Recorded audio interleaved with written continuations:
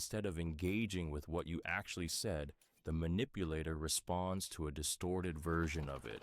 You say, "I felt hurt when you ignored me," and they reply, "So now I'm a terrible person who can't do anything right?" You say, "I need some time to think," and they accuse you of abandonment. They don't respond to you. They respond to the straw man they've created and then punish you for it. This tactic is especially effective because it forces you onto the defensive. You find yourself explaining, rephrasing, apologizing for a meaning you never intended. But every attempt to clarify only gives them more material to twist. They don't want to understand you. They want to control the narrative. And by misinterpreting your words, they turn you into the aggressor and themselves into the victim. Deliberate misinterpretation is common in emotionally abusive relationships, where communication becomes a minefield. You start speaking in measured, filtered sentences, terrified of being misunderstood. You begin internalizing their false interpretations, thinking, maybe I wasn't clear, maybe I did sound angry, maybe it is my fault. But that confusion isn't accidental, it's engineered. The manipulator uses this tactic to avoid accountability. If they can misinterpret your feelings as attacks, then they don't have to face their behavior. If they can make your vulnerability look like manipulation, then they don't have to show empathy. They weaponize language itself, turning every word into a potential liability. Over time, you may stop speaking up altogether. The emotional cost becomes too high. You silence yourself not because you're wrong, but because being right never matters. Not when your words are constantly twisted into weapons against you.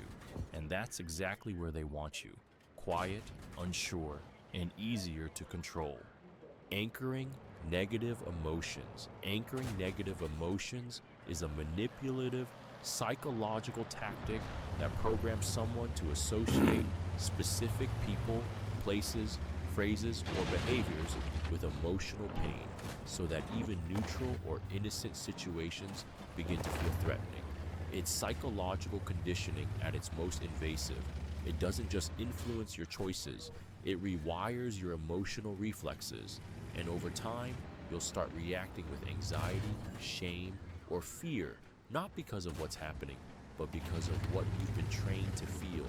The manipulator creates emotional anchors by pairing ordinary moments with moments of distress. They might humiliate you right after you express joy. They might start a fight every time you go out with friends. They might go cold every time you succeed at something. Eventually, your nervous system makes the connection. Happiness equals punishment. Success equals conflict. Speaking up equals silence. Without realizing it, you begin avoiding the very things that once made you feel alive. That's how anchoring works. It doesn't need logic. It only needs repetition. The more often a negative emotion is paired with a specific trigger, the stronger the emotional anchor becomes. A phrase like, "we need to talk," starts making your stomach drop. A certain tone of voice makes your hands sweat. Even a room in your home becomes something you dread. And soon, the manipulator doesn't even have to do anything. Your body responds to the anchors on autopilot.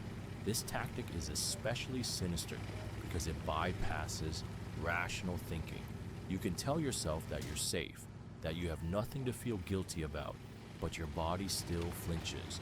The emotional associations have already been forged, and the more you respond with fear, silence, or compliance, the deeper those anchors sink.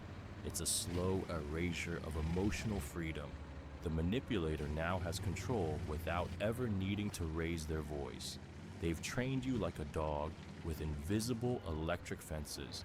You avoid behaviors not because you can't do them, but because you dread what happens when you do. You start living smaller. You start doubting the places, people, and parts of yourself that once brought joy. And that's the real goal of anchoring negative emotions, not just to control what you do, but to make you afraid to be who you are. Ingratiation is a psychological manipulation tactic that hides domination behind the mask of charm. It's the calculated use of flattery, helpfulness, an apparent admiration to lower your defenses, win your trust, and make you feel valued, only to later use that connection to exploit, guilt, or control you. It's not kindness, it's a transaction, and you're the product. The manipulator doesn't start with demands or pressure. They start by making you feel special. They compliment your intelligence, your work ethic, your strength. They offer to help you just because. They remember tiny details about you that make you feel seen. This attention feels like validation, and you welcome it. You let them in, often without realizing Malo how botova, fast malo they're običnih close, igrača. because it doesn't feel like manipulation. 3000 It feels damage-a. like finally being Laganica. appreciated.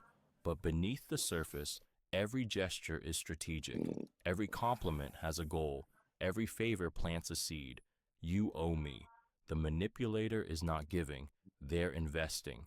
And the return they expect is access, loyalty, influence. They make themselves indispensable to you, so that when they eventually ask for something, your time, your silence, your compromise, you feel pressure to say yes. Refusing doesn't just feel awkward, it feels wrong, like a betrayal.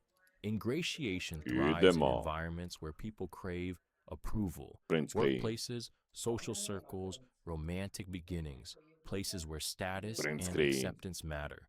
The manipulator mirrors your Print values, screen. echoes your language, plays the perfect friend, the ideal teammate, the supportive partner.